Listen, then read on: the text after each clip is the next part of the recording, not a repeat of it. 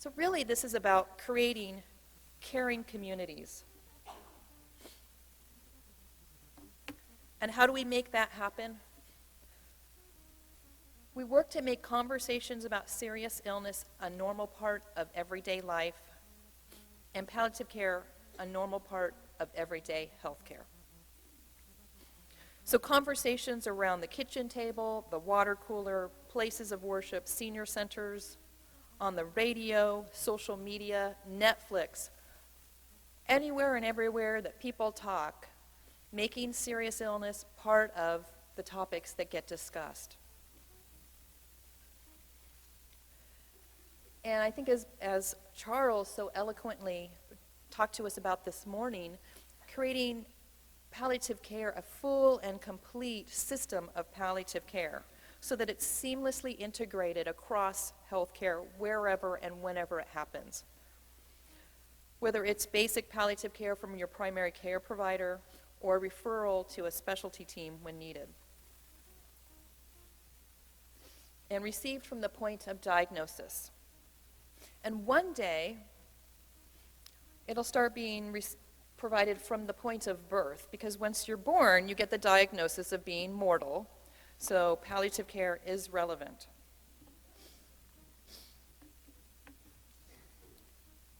So what will the world look like in the future? Once we reach this point, what will we have?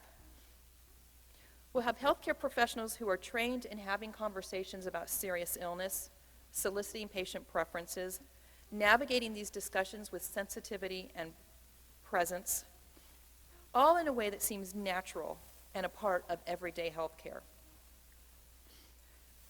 They'll identify patients who would benefit from palliative care and provide that palliative care and refer out if those symptoms can't be met.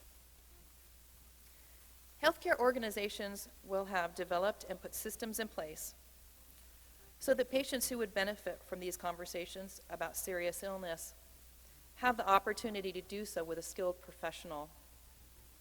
They'll have structures in place to track and honor patients' preferences, as well as identify, support, and address the palliative care needs of all patients.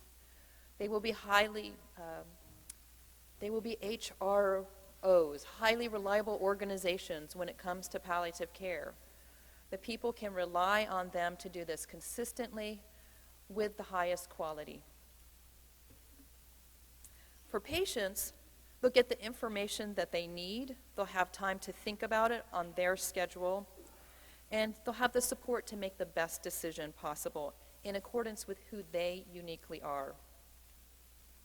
They'll be able to live the highest quality of life on their own terms, despite the fact that they're dealing with a serious illness.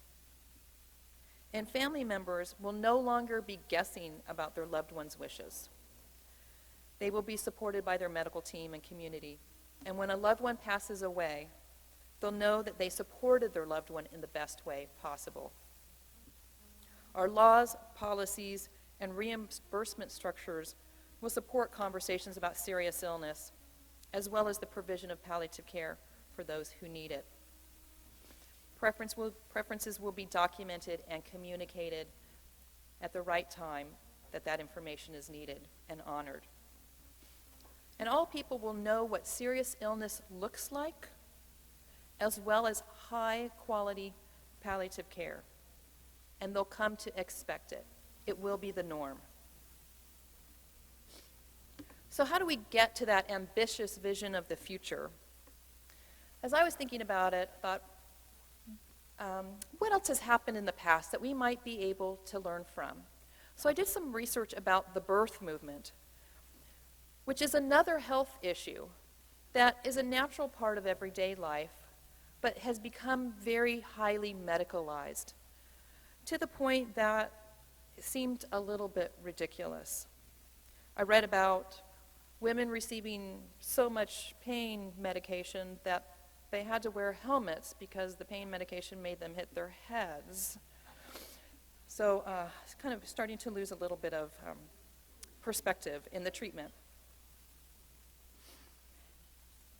And the movement also interfaced with the fact that women were really wanting to take back control over their bodies and their relationship with their children.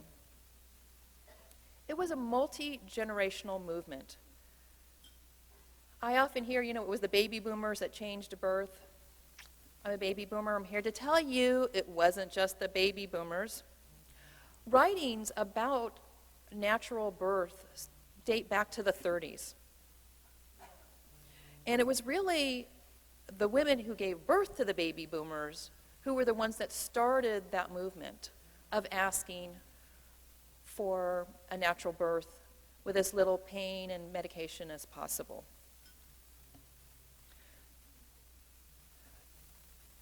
And it was in the 50s that Lamaze was developed and brought to the U.S. It was in the 60s and 70s, mid-60s on up, it was the baby boomers that really took this and drove it home, creating a lot more aspects to the birth movement of reducing medical interventions, presence of midwives, using massage, giving birth underwater, standing up and walking around, the presence and participation of fathers, single, separate, standalone facilities dedicated to birth or labor and recovery units. A lot of that really started to become standard when the baby boomers were giving birth. But I have news to tell you, when I went online and I looked up, natural childbirth, there was a lot of critics of it. So the work is still not done. Not every person is having the information and support that they need to have the birth that they want and being fully supported. So this started with the greatest generation through the baby boomers. The Gen Xers and the millennials are still carrying the torch. And it's gone by different names over time, from natural birth, alternative birth, and the newest one I heard now is positive birth. And that's a movement starting out of the UK of young women getting together around cake and coffee and homes and talking about different aspects related to birth. So these movements do take longer than we realize. So let's apply some of that to our movement here with serious illness and end of life. Are there some analogies? Certainly early writings about the movement started in the 70s. Including Eric Cassell, who was our keynote speaker last year, who wrote about the medicine, the practice of medicine, and the nature of suffering. Elizabeth Kubler-Ross, writing on death and dying. Karen Ann Quinlan was in the media, so it really brought our attention to the forefront. What we see happening right now is the greatest generation is teaching us about aging, serious illness, and dying. The baby boomers are aging and starting to experience some serious chronic conditions, and they have different expectations and different demands on the health system. And those voices, we know, because of the size of the baby boom generation, is loud and getting louder. But our Gen Xers and our millennials have a role as well. Many of them are caregivers for a family member, whether it's a grandparent or a parent with a condition or a sibling. Many of them are used to reality TV and nothing is taboo, and their sense of privacy is different. So they have a huge role in this movement as well, which has gone by different names. Remember when we used to talk about right to die, death and dying, palliative care, serious illness? I think there's different names because it's a long process over time, and there's different aspects of it that kind of come to the forefront at any particular time. So what are some of the lessons from the birth movement and what we've seen so far in the serious illness movement? We see that it takes a long time and a sustained effort. We've made a significant changes, but there's still a long way to go.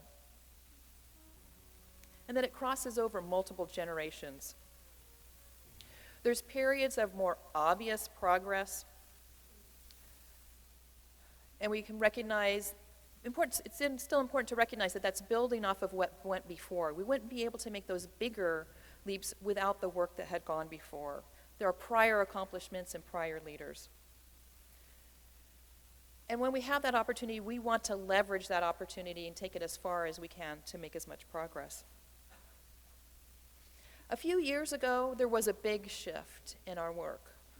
And that's about the time that the Accountable Care Act came out and healthcare reform was big. And I know we've had some twists and turns along that journey with that law. But that time, the healthcare system really, these issues went from just being held by the true believers up to the C-suite, the CEO, the CFO, the CMO, the CNO. All of a sudden, it became on their radar screen. And that's what Charles was talking about here at kind of a middle of the pack health system saying, yeah, this is just what we do. The public also has recently shown much more interest in understanding and talking about these issues. We see it covered in the media, in social media, books and movies. We're going to have another one tonight, and they're just increasing. So we want to leverage this time that we have right now, this very special time of high interest. But we also need to recognize this isn't going to last forever. And when it's gone, our work it's not that our work will necessarily be done. We have a lot to transition right now. We've made a significant progress, but there's issues around access, quality, consistency, and reliability. And that takes kind of a different strategy and a different energy sometimes than the early days, as Charles was talking about, when we were just the individual outsiders championing this. We need leaders to continue the work even in the quiet times and to hold the course. And don't get lulled into thinking we've crossed the finish line. I say as a society, we probably feel this a lot right now. There's a lot of movements that happened kind of coming out of the 60s, the civil rights movement, the feminist movement. And we're seeing a lot of things happen right now on the national political level that I think a lot of us kind of felt, didn't we do that before? Didn't we deal with this? Didn't we address it? Why am I still picketing here so many years later?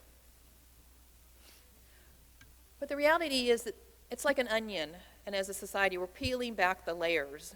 And we got down a first few layers, but these new tensions that are on the table are the opportunity to go in deeper. Ultimately, all of this is about bringing in a new evolution, not just about serious illness, but what it means to be a human. And there's power in the masses. So what will it take, again, to get down to this deeper level of transformation? There's two factors that are really critical in the dynamics here. Demand, which is public empowerment, essentially, is people believing, knowing, and expecting that there's a better way. Having a vision and holding that, as well as taking action and steps towards it. So just wanting something different but not having any ability to act is only half of it. And that action could be as simple as asking for it. And I think in some ways the End of Life Option Act, what it did is it legitimized for a lot of patients, I can ask for something here. It could take the form of picketing, taking matters into your own hands and just talking to your loved ones. Don't wait for the healthcare system. And that demand feeds off of supply. And supply is the healthcare system and professionals behaving differently. We want the demand to shift that, to change the policies, procedures, the systems. We need educated and trained staff. We need structure and capacity. The status quo is pretty strong in healthcare. And lots of energy has gone into creating this system. We have physical buildings that we have investments in. We have equipment that we have investments in. We have such a wide range of treatment options that have been developed and that have been tested and that have been researched. We have the workflow for providing health care, as well as documentation, reimbursement, institutional policies, procedures, and public policy all playing a role. The list goes on. And that's why we need demand to create the pressure on the supply part of the system. Demand is what we need to kind of knock the supply a little bit off of its base where it is and adjust course a little bit. Because the supply part of our community or our culture is designed to keep going the way that it is. And it's going to take a lot of effort. Unlike birth, which had a discrete patient population, women of a certain age, that can be objectively identified, that was fairly common and consistent in the path that the birth process takes, with common milestones and a large but finite number of options. And that from start to finish, the process is 9 months. And you can see how long the birth movement, in reality, you see the kind of the tip of the iceberg, but what's underneath it is much bigger than we may realize. So with serious illness and death, it's going to take an even more sustained and coordinated and committed movement because the variation is so much larger. And there's really no bounds on the patient population. We are all mortal, and we all, even if we're not facing it, we know somebody. Even if we think we're not going to die, we do know other people die. And the path and the length of time on that is just so variable. And it really kind of the work we're doing kind of highlights some of the mismatch we have at the very core of healthcare. And that's why we need one more piece to make this happen. You can see the two. Oh, there you've got the movement going on. Movement and moving. So demand and supply playing off of each other. Movement here is depicted as kind of a platform or a structure, a stability providing direction and momentum so that supply and demand aren't just spinning around but ultimately move forward. You could show movement as kind of growing over time and getting larger and larger. Or you could even show movements like taking up the whole slide and demand and supply are embedded in it.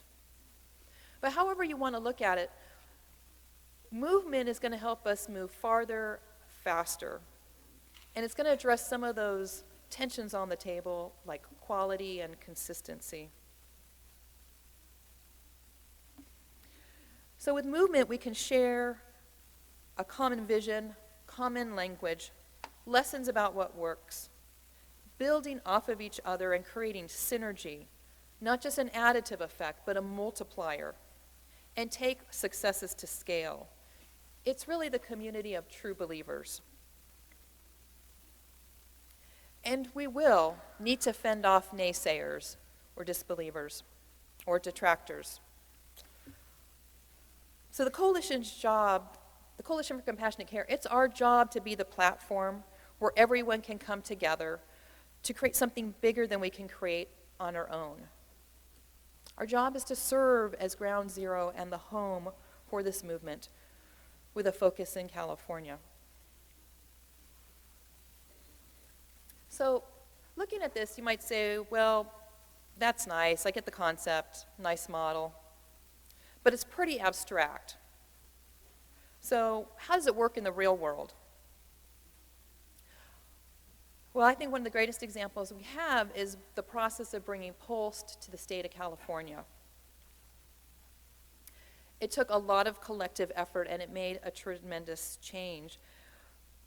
If you're not familiar, POLST, Physician Orders for Life-Sustaining Treatment, is the pink form for documenting people's wishes when they're roughly about a year out. You wouldn't be surprised if they died, to turn their advance directive into a medical order. And by working together in 5 years, there was deep and wide penetration of POLST throughout the state, and using POLST to document treatment wishes of seriously ill patients had become an expected part of the standard practice. And we got there by creating, on the demand side, we created materials and resources for patients to be informed about POLST and how they could achieve their goals. We created information and disseminated information and materials and resources to our healthcare providers, to the supply side. Training, policies and procedures, tools. We did a lot of things to get Pulse known and the uptake to occur. And on the movement side, we created standardization through legislation, a single form for the state, standardized training, uniform messaging, and quality measures. And we leveraged local coalitions and leaders to spread information, knowledge, and standards about Pulse throughout the state. So with all those elements playing off of each other of demand, supply, and movement, if we hadn't done it that way, Pulse would not have moved as fast and as well and as smoothly as it did in California. Now, I acknowledge, Pulse is not perfect, and there are still some bigger challenges in moving it forward. But it is an example of how this can apply. And how we've used this model in California does make some other states a bit jealous. So thinking back to the first summit, which occurred just a few months after Pulse became law,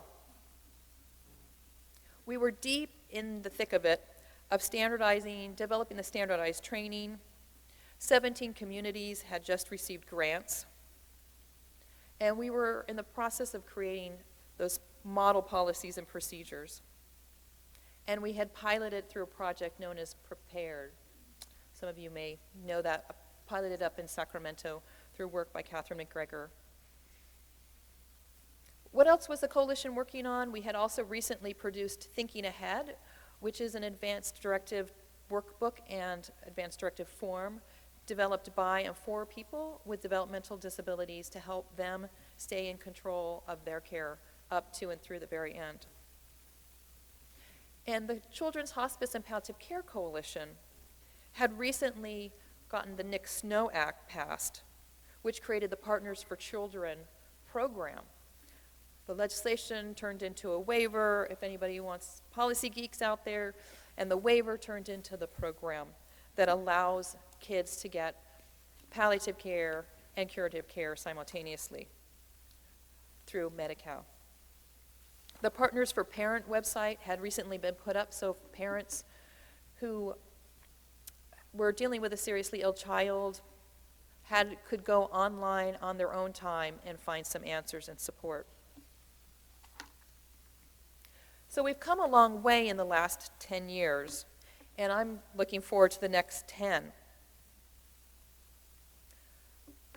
But first, I'm going to just go through some of the highlights of what has happened in the past year, since our last summit. Last year, we did talk about the California Advanced Illness Collaborative Consensus Standards for Community-Based Palliative Care. Those have been formally released, incorporating the comments, the feedback that we had, and now we're in the process of setting up a pilot in Sacramento and LA to determine if having these kind of consensus standards help with scaling palliative care, community-based palliative care. The Pulse e-registry has been going on for a bit of time, but in the past year we have started, the pilot has started to roll out in 2 communities, in Contra Costa and San Diego. The End of Life Option Act has been in law for about a year and a half. And the coalition, along with UCSF and UCLA, we held a convening last September to look at what are some of the lessons and learnings from the End of Life Option Act. UCSF is in the process of conducting ethnographic interviews with patients and family members to understand their experience. And UCLA is conducting a survey of health systems about their policies and procedures related to implementation of the Act.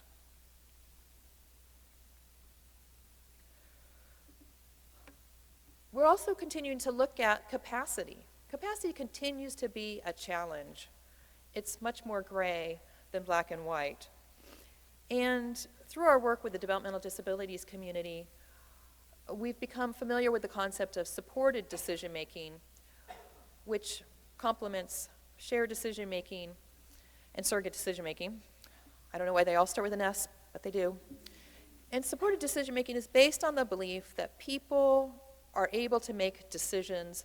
Then making decisions is a learned skill, and it's natural to turn to other people to help, to solicit their help, but that the individual should retain the right to make their own decisions. And so we were looking at testing this concept out with bioethicists here in California and nationally to see how that responded with bioethicists, and that was funded through the WITH Foundation. We found a lot of interest and support, but it's still a very new concept, so also a lot of concerns. We produced various toolkits to help with engaging the public, including the Road Ahead, which was presented in one of our breakouts this morning, a toolkit for engaging faith leaders in your community, and we're releasing a new one for using Endgame, the movie that we're going to see tonight, in a community setting. We have our local coalitions throughout the state continue to go strong. Some have gone a little quiet, some are in hibernation, but many of them are still very active. And we've had the opportunity through a partnership and funding from Partnership Health Plan to specifically recruit and spear the creation of coalitions in Humboldt, Lake, Siskiyou, and Yolo counties. Of course, our website is still a great resource for people. There's a tool that we developed with CSU Institute for Palliative Care, an ebook that you can download on advanced care planning. And we serve as a neutral resource on the End of Life Option Act, as well as a resource for advanced care planning and palliative care. And we're active on social media and communication. We continue to do a lot of education, whether it's through live trainings or webinars, both for the adult population and pediatrics, and go out and do a lot of presentations throughout the state. A lot of you around the state are doing great work, and many are using the coalition to help them in one way or another, whether it's just using our tools and our resources and our website, or whether it's actively creating training together, having us do training, having us help you with implementation. So I really want to do a shout out to all of these, particularly UCLA and Partnership Health Plan.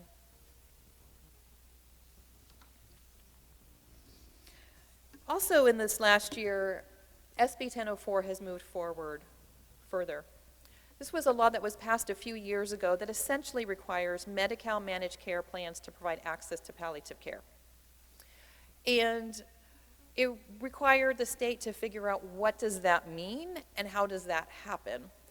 And it's been a little bit of a circuitous process, but the state has worked on it, and sometimes we'd like to play off of that in helping to create the political pressure to maintain this as a priority. And we partnered with about 7 organizations last year, including the Alliance of Catholic Healthcare and Providence Health System, the California Medical Association, the California Hospital Association, to lobby the legislature. This was kind of getting put into a holding pattern because of budget limitations at the state, and we got the legislature, to kick it out of that process and to let DHCS, the Department of Healthcare Services, know this is a priority and keep it moving along. So it officially went into law January 1st. Now, is every person who's on Medi-Cal that could benefit from palliative care going to be receiving community-based palliative care immediately? No, because we don't have the capacity. So there's still a large ramping up process, but this puts us way ahead of most other states. And SB 1004 and the CAIC consensus standards parallel each other, one going through the state and Medi-Cal, the other through every other relevant to every other health plan, and a way to keep us all moving forward consistently. And I really want to do a shout out to California Healthcare Foundation for the whole series of trainings that they did for providers and payers to help them get up to speed and prepared for SB 1004, and for CSU Institute for Palliative Care for the resources that they have online, again, to help providers getting educated and train on palliative care. We had a lot happen on the policy level this last year. We co-sponsored SB 294 with CHAPCA, California Hospice and Palliative Care Association, which clarifies and allows hospices to provide the full range of palliative care services. AB 937, you can see Carl Steinberg, a picture of him going to the legislature to lobby on behalf of the coalition in opposition to this bill. It's highly unusual that we ever oppose a bill. We are a coalition and we have members that have all sorts of positions, but we felt that this bill, while well-intended, would actually really create problems for POLST and derail it. And we worked closely with the California Medical Association on that, and it did get delayed last year. It may still move forward this year. We're kind of waiting to see. We haven't heard from the author what her plans are. But I would say our track record on a policy front is quite excellent, considering that we don't have a PAC and we don't even have a lobbyist. A PAC is a political action committee, and that's how most organizations buy. No, they don't. I didn't say that. A PAC does help you with getting the attention of very important people. And of course, lobbyists help you because they're in the building every single day, so you know what's going on and can keep you apprised. So it's through our commitment and dedication to the best care and practices possible for patients and working in relationship with all the stakeholders that we're able to do this. On the pediatric side, Devin Dabbs, who heads up our pediatric work, has been working diligently with the state on the renewal of the Partners for Children waiver. And there's been a lot of bumps along the way. So if you are interested in that, I encourage you to talk to Devin. And we always try to keep you up to date with what's happening on a policy front for those who are interested. So kind of in the next year, what can you be looking forward to? More work with our local coalitions. We're going to be doing a survey to kind of get a better sense of what's going on and what are the models that are out there and how can we provide you support. What are success traits and leadership that's needed for success? We're going to be using our e-patients, who are patients who are engaged and empowered in their care, often online through providing leadership through social media platforms. We have a grant from PCORI to develop some of the e-patients as ambassadors for palliative care. We're going to be developing a pediatric palliative care curriculum with CSU Institute for Palliative Care. We're going to be looking at best practices for concurrent care, which is the way for pediatrics, which is through the ACA, payment for curative and palliative care simultaneously. And we're also going to be looking at our membership benefits and how we can enhance that for all of you. So if we look at the coalition as an organization and kind of what is the evolution of the coalition, you can look at it as being in 3 acts. And in Act 1, we were just a grant from the Robert Wood Johnson Foundation and a project, grant-funded project of the California Hospital Association, and we were just brand new, and we were kind of figuring out, like, what could we do in this space? And completing that grant and achieving our objectives, we showed that we could accomplish something together with bringing all the stakeholders together. But we knew that when it was done, that our larger goal of really changing things hadn't been reached. Act 2, for me, is really symbolized by POLST. And that was the largest, most coordinated, well-funded, and staffed project that we had. And we showed through the use of POLST and bringing it to California that we really, when we work together, we can have a big impact. We don't just accomplish something, we accomplish big things. But Act 3, which is what we're in right now, how do we transition to this new opportunity of a lot more interest, a lot more activity? And how do we continue to bring in all the stakeholders as they grow? And how do we prioritize our time? We think that we have the pieces in place. We have the knowledge, we have the know-how, we have the track record, that we can realize the potential of the movement that we all visualize happening to create the future that we all want. But in this third phase, we need your help. It's really 1,000 points of opportunity, and that's what we want to leverage. Because as we go into the third act, some of the enthusiasm of the early days, sometimes it feels like it's waning a little bit. We accomplished quite a lot with Pulse, but there's still a lot more work to be done. There's issues around quality, the quality of the conversation, the quality of the form completion, how well is it being implemented, if we created this deep cultural shift that we all want. So there's still lots of work to be done for our work. But also we need to take care of ourselves and make sure we are all a resource for this movement, and we want to make sure we don't burn out. And for the coalition, there's a funding mismatch. About 3/4 of our money comes from grants, and grants fund projects, but they don't fund the glue in between them, the white space in between all those projects. Every staff person is a project director and a jack of all trades because they do this project and then they move to that project and then that project and that project.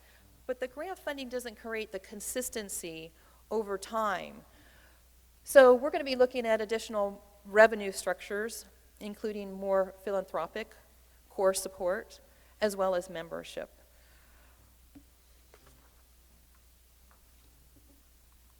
And I just want to say that our work is possible through the generous support and participation of folks just like you. It's really all of us. The coalition is your organization. And I can't take credit for saying this originally, but unlike Las Vegas, what happens in California doesn't stay in California.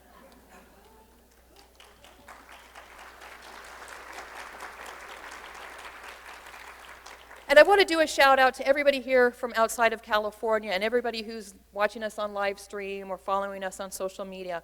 We know that this is much bigger than California, and we know that we benefit from the work that is happening in other places, and we want to help this spread. But we do have some